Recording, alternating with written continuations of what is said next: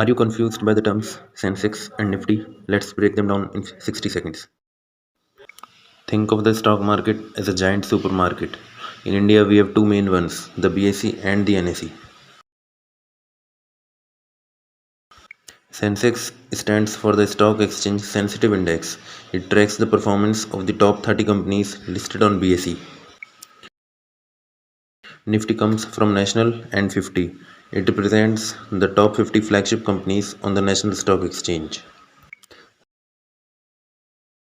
These indices act like a thermometer for the economy. If they go up, the market is generally doing well. If they fall, the market is down. You can't buy them directly like a single stock, but you can invest in them through index mutual funds or by buying the specific companies within them. Now you are ready to start your journey. Like and subscribe for the more stock market basics.